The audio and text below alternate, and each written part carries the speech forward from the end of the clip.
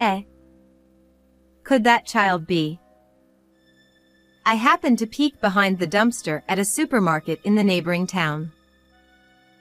There, among the stray cats rummaging through the trash, was my tattered 6-year-old niece. However, when I instinctively called out, she was startled and ran away. Panicking, I immediately contacted her mother, my sister-in-law. We had her funeral last month, remember? She said nonchalantly. But after learning the shocking truth, I decided to make my sister-in-law and her husband regret it for life. I am Carrie, 30 years old. Originally, I worked as a teacher, but now I am a full-time housewife. I live happily with my kind husband, who is the same age as me, and our adorable 2-year-old son. My husband Watson lost his parents before we met, and his only family left was his younger sister. He is a serious person, but his sister Brianna is quite the opposite. She is already married and lives in the neighboring town with her husband Tyson and their only daughter Luna, but I had been concerned about their lifestyle. This is because they frequently asked us for money. My sister-in-law worked at a nightclub, where she was quite popular with the customers and seemed to be earning a lot. However, she frequently bought branded bags and clothes and didn't seem to spend money on living expenses. According to my husband, when their parents passed away, the inheritance was divided equally between the siblings, but Brianna had already squandered her share. As a result, she often came to ask my husband for money at the end of the month. Her husband also used to earn quite a bit working at a nightclub, but after getting married, he quit his job and now lives off her earnings, drinking and having fun. If they're short on money, Tyson should get a job too, don't you think? You are letting Tyson play around with the money you earn. Are you okay with that? We were worried about my sister-in-law, who came asking for money as if it were the most natural thing every month. As long as Tyson is happy, I am the happiest. Despite our concerns, Brianna, who was infatuated with Tyson, didn't listen. I was exasperated with her, but for my husband, his 8-year younger sister was his only living family and irreplaceable.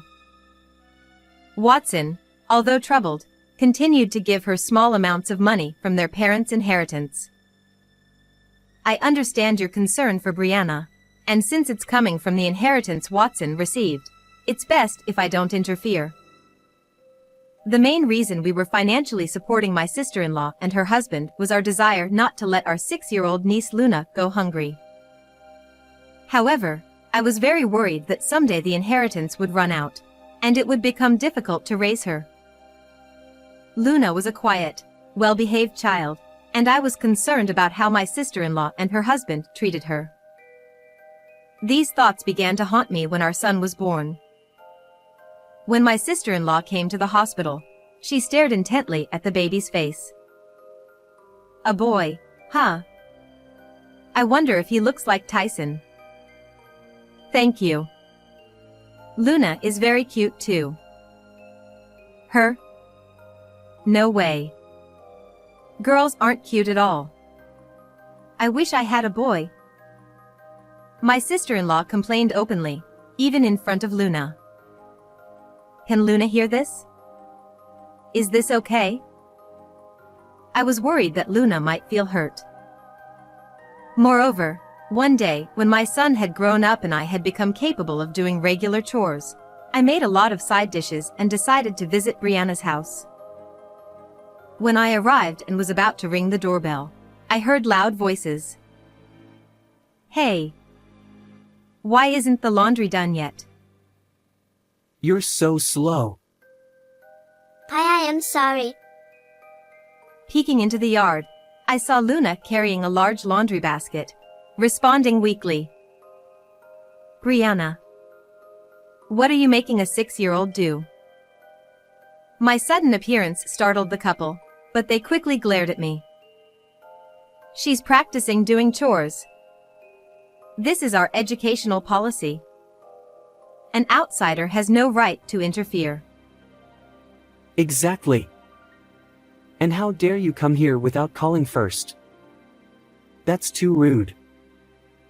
Wearing expensive branded clothes and looking well-groomed, they casually dismissed me. However, Luna was wearing dirty clothes and had unkempt hair. Though dissatisfied, I walked away, only to be approached by a neighbor. Apparently, while Brianna worked at night, Tyson was out drinking. As a result, Luna was often left alone at night. Shocked, I immediately reported this to my husband when he returned home late at night. Watson was about to call his sister immediately, but reconsidered upon seeing it was already past 1 a.m. and decided to wait until the next day. After discussing the best approach, we decided it would be better to talk to Brianna directly. The next day, my husband had a day off, so we visited my sister-in-law's house together. Ringing the doorbell, Brianna appeared in her pajamas despite it being midday. Tyson was out, but Luna, small and frail, was cleaning the floor, while her annoyed-looking mother asked, "What do you want?" "We heard Luna has been left alone at night." My sister-in-law seemed more concerned about who told us rather than the issue itself, so I didn't reveal the source to avoid causing trouble. "So it's true then?" "It's worrying to leave such a small child alone at night." "Should we take care of her at night?" It's dangerous. You should let us help. I'll think about it." Despite our persistent persuasion, Brianna only responded with a clearly annoyed expression, listening half-heartedly. We had no choice but to leave without a clear answer. Worried but unable to interfere too much in another household's affairs, we reluctantly kept an eye on the situation. Eventually, we suddenly had to part with Luna, and I was deeply saddened for a while. One day, sometime later, I went shopping at a supermarket in the neighboring town with my son. Just as I was about to enter the store, a stray cat ran behind the building. My son tried to chase the cat, so I looked behind the building. It was a narrow, dimly lit area used as a trash dump, with several cats gathered. As we watched the cats, we heard a rustling sound from a garbage can at the back. What a big cat, I thought. But to my surprise, it was a child who peeked out, and upon closer look, she looked exactly like my niece in tattered, dirty clothes. "What? Luna?" Startled, I shouted, and the child ran in the opposite direction. It can't be Luna, but what should I do? I'm worried. Holding my son, I immediately chased after her but lost sight of her. Unable to shake off my concern, I called my sister-in-law in a panic. "Hey, I just saw Luna near the supermarket by your house." "Huh? We had Luna's funeral last month, remember?" Haha. My sister-in-law laughed while talking about her child's supposed death. Indeed, last month, we were suddenly informed by my sister-in-law that Luna had passed away. That day, Watson received a call from Brianna with the news of Luna's death. The suddenness of it all left me flustered and confused. What? Luna? But she was just fine. I don't know. Let's go to Brianna's house. Shocked, we rushed to my sister-in-law's house. There, we found an urn already placed. Feeling weak, we collapsed onto the floor, speechless. The funeral and cremation are already done, she muttered, avoiding eye contact. Why didn't you tell us before the funeral? I felt uneasy but couldn't question a grieving parent. Seeing my sister-in-law looking downcast, we gave her a condolence payment above the norm and left. Recalling last month's events, I still couldn't reconcile the fact that the child I saw looked so much like Luna. Did Luna really die? This doubt stuck in my mind, and I couldn't shake it off. I began to suspect that my sister-in-law might be lying and felt compelled to verify it with my own eyes. Checking the time, I realized my husband had just finished work, so I called Watson and told him about the child I saw. She looked so much like Luna. And at the funeral, we only saw the urn. You're right. It's concerning. I'll join you. Even if it's not Luna, we can't leave a child in such a state. Thank you. I met my husband, who had come directly from work to the supermarket, and together we started searching for the child. As the sky grew dimmer, we found the child in the park next to the supermarket. I immediately called my husband over to confirm the face, and indeed, it was my niece. Luna. Carrie. I knew it. I'm glad we found you. What are you doing here?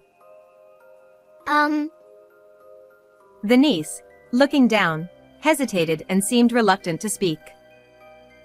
Her clothes were dirty and tattered, and her hair, unwashed and tangled, was matted in places like a bird's nest. To avoid frightening her, I lowered myself to her level and looked at her with a gentle expression. It's getting late. How about we go to our house together? The niece hesitated for a moment but eventually nodded slightly after a brief pause. So, my husband and I took Luna home with us. Upon arrival, we immediately put her in the bath. Not only was she dirty, but her body was also quite thin. Afterward, when we laid out a meal in front of her at the table, she began eating with tremendous speed. You must have been so hungry. How pitiful. I was reminded of the sight of her rummaging through the trash earlier, and my heart ached. Then, Luna's eyes welled up with large tears, and she stopped eating halfway through, beginning to sob with a choked voice. Luna, can you tell me what happened? My mom told me to go away. Huh? What do you mean? According to the niece, she had been kicked out by her aunt with the words, "Never show your face again. I want a boy who looks like Tyson, so I don't need you." This was around the time we had been informed by the sister-in-law that Luna had disappeared. I was certain that my suspicion was correct. The sister-in-law and her husband had lied and made it seem as though Luna had passed away. The niece told us that after being kicked out, she had been living in the park and scavenging through dumpsters to find food. I thought something was wrong, but I never expected they would do such a thing to my niece. My husband and I were shaking with shock and anger after hearing the truth from Luna. We decided to punish the sister-in-law and her husband to protect her. First, I decided to seek the help of someone I knew to investigate the sister-in-law and her husband. When I consulted them immediately, it was the right decision. This person had various pieces of information, and it was revealed that the Brianna couple had outrageous secrets. I see. Now, how should we go about punishing them? My husband and I quietly prepared to avoid detection by them and waited for the right moment. As time passed, this month, as usual, the sister-in-law contacted us demanding money. All right.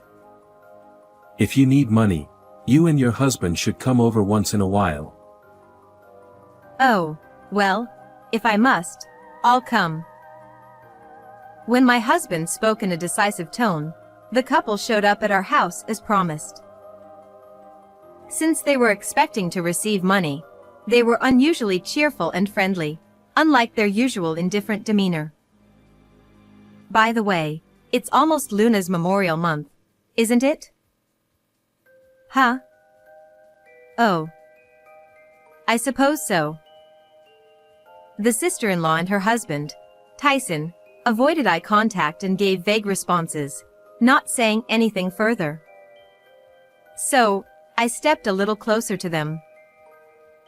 I didn't quite catch it, but how did Luna die? It was an illness. I'm surprised, considering how healthy she seemed. What was the name of the illness? When did she start getting sick? Well, unable to immediately answer my questions, the face turned pale, and she looked away.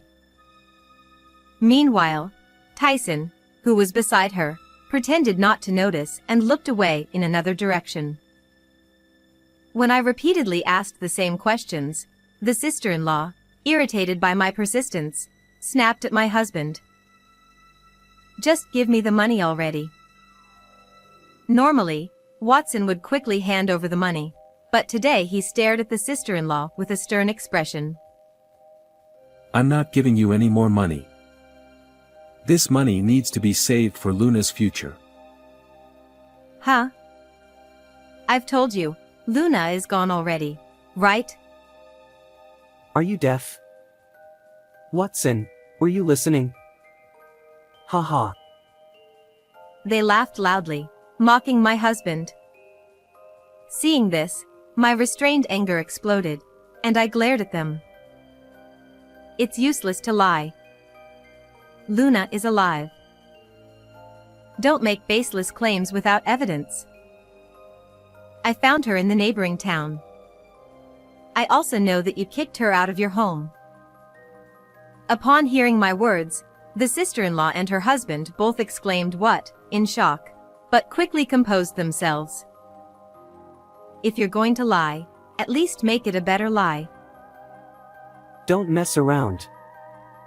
Just because you don't want to give us money, you're making up all this nonsense. They seemed to find it unbelievable that I knew the truth.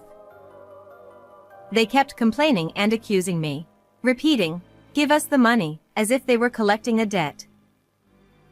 So, I pulled out a few photos and showed them. These photos were records I had taken since the day Luna was found, with dates clearly marked. Luna is staying with us. I won't be giving her back to you. They were silent for a while, but realizing everything was exposed, the sister-in-law became defiant. Oh, fine. I don't care. I want a boy with Tyson, so I don't need Luna anymore. If you want her, you can have her. I understand. But do you realize that Tyson is betraying you? Huh? I showed the sister-in-law a few more photos, clearly showing Tyson's infidelity. He was having an affair with an employee from Brianna's rival store, using the money given to him by the sister-in-law. While the sister-in-law worked, Tyson was spending money on his lover almost every night. Seeing these photos, Brianna went into a panic and turned to Tyson. Wait.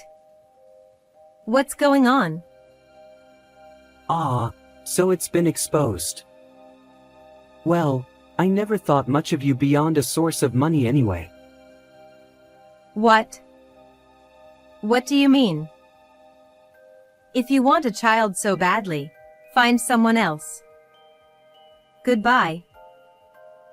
The husband said this lightly and left, abandoning the confused sister-in-law. Brianna, realizing she was abandoned by Tyson, collapsed in tears. We'll cut ties with you as well.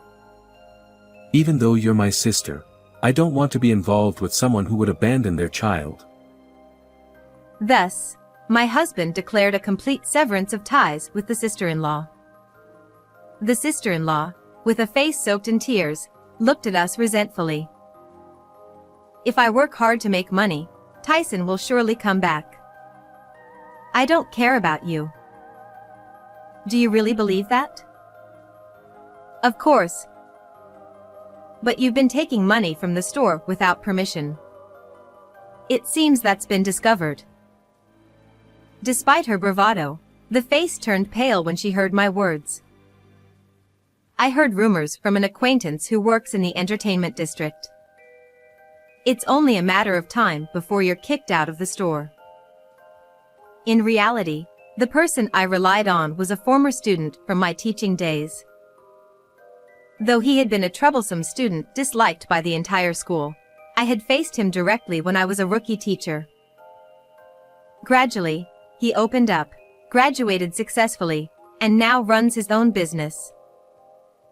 Since he occasionally contacts me, I have visited his store several times and built a good relationship. When I consulted this former student who now runs a bar, he gathered concerning rumors about the sister-in-law and her husband from surrounding businesses. Upon hearing this, the sister-in-law changed her attitude completely and clung to my husband, trembling. What's going to happen to me? It's fine if you're just kicked out of the store, but you might be sued. Oh, that would be terrible. Do something. My husband looked at Brianna coldly and pushed her away, but she tightly grasped Watson's arm. Luna will be lonely without me. Let me stay here with her. Despite having abandoned her daughter, she now claims her daughter needs her when it's inconvenient for her. How can you say such selfish things? I'm astonished. At that moment, the front door opened, and my niece, holding hands with my son, came in. I had asked them to play in the garden to avoid them overhearing the conversation, but they had returned. Seeing Luna, the sister-in-law cried out in distress. Luna wants to stay with mommy. Please ask her to. I'm not lonely without Mom. After all, she has always neglected me. So, it's okay. Let's say goodbye now. The niece looked straight at her mother and spoke clearly. Upon hearing these words, the sister-in-law was left speechless. You have neglected your child all this time, and now you use her to your advantage only when it suits you. You're completely wrong if you think the child will always seek you out.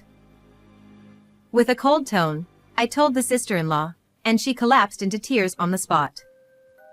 She was dragged out of our house by my husband, who said, "That's how it is." Later, the sister-in-law was questioned by her workplace and admitted to embezzling store funds, amounting to $50,000, with Tyson as the mastermind. Both Brianna and Tyson were caught and had to atone for their crimes. Moreover, the sister-in-law was required to repay the money to her workplace, so her future will be challenging.